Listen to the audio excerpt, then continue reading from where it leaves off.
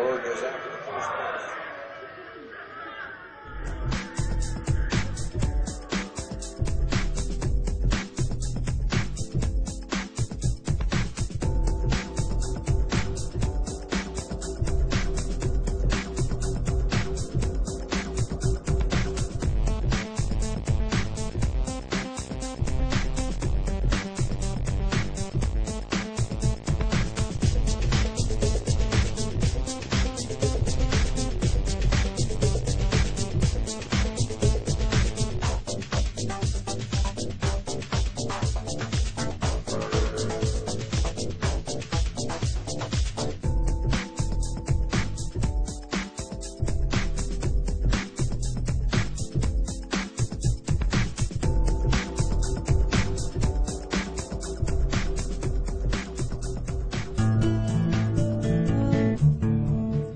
Maybe your first experience of putting money in the bank wasn't quite as heartwarming as this, but odds are, years later, you still refer to the balance showing on your bank account as being your money in the bank.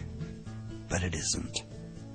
If we have a deposit box at the bank, the valuables we put in it are still ours.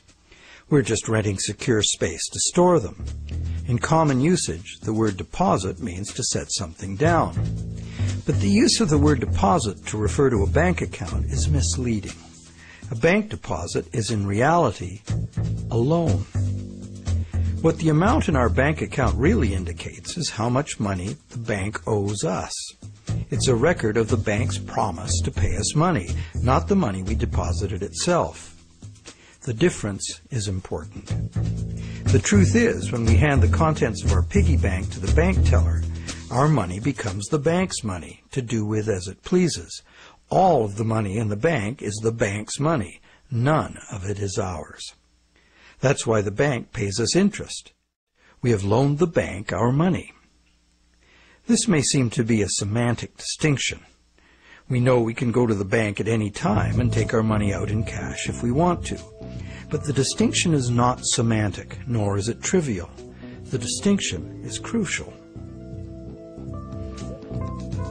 What happens in banking affects everyone, and yet few of us know anything at all about how banking really works. The entire world economy now runs on a system of credit provided by banks, and when that credit system breaks down, everyone suffers.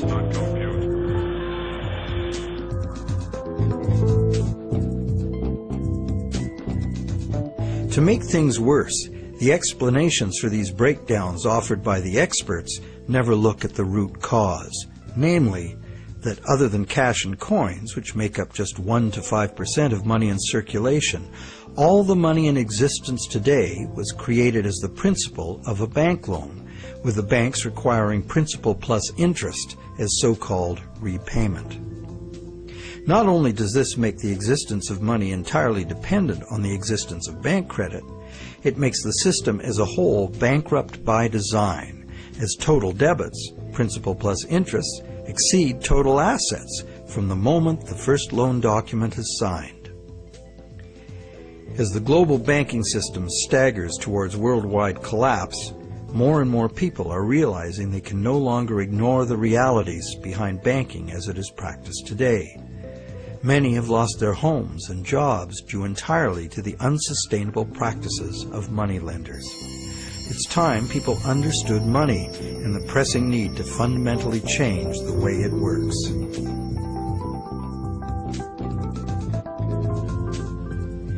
Clarifying what the words used in banking really mean is the first step. Now that we know that a deposit is, in truth, a loan to a bank, the next question is, what is a loan that we take out from a bank? When we sign for a loan, we give the bank a pledge to pay the amount of the loan plus interest. In return, the bank credits our account in the same amount as this so-called loan. While we speak of the bank as having put the loan money into our account, in reality, the only thing the bank puts into our account is its promise to pay the money. What has actually happened is an exchange of promises. Neither party has delivered anything to the other except matching pledges of debt. So who is the borrower and who is the lender? The terms loan, lender, and borrower are all misleading. The truth is that the two parties have traded promises to pay and in the process created something called bank credit or checkbook money that can be legally spent as money.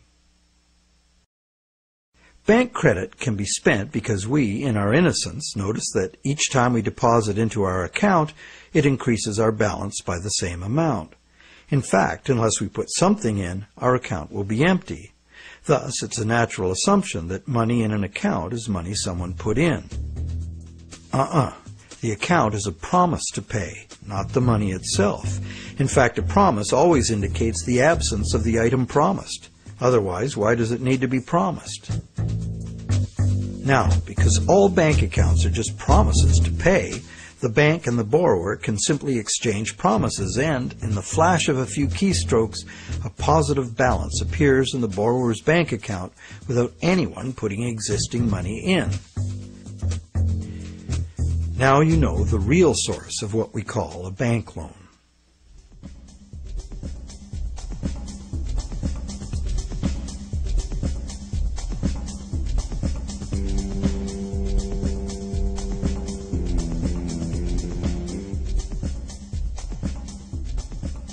How different would it be if two parties just got together in a basement with a printing press and created new money that way? We intuitively understand the act of fraud called counterfeiting. In printing fake $100 bills, the counterfeiters also create new money out of thin air. Money gives us the ability to purchase the real goods and services of the world. It's clear that the counterfeiters have created new ability to purchase real goods and services without giving anything in exchange, except a fancy piece of paper. Counterfeiters get something for nothing, directly at the expense of whoever gets caught with their counterfeit money. And if the counterfeit money is not discovered, it dilutes the money supply, stealing from everyone. Counterfeiting is a serious crime, and it is easy to understand why. It's cheating on a basic social agreement, thou shalt not steal. But taking a loan from a bank also creates new purchasing power. However, instead of being considered a form of theft, it is the very basis of our monetary system.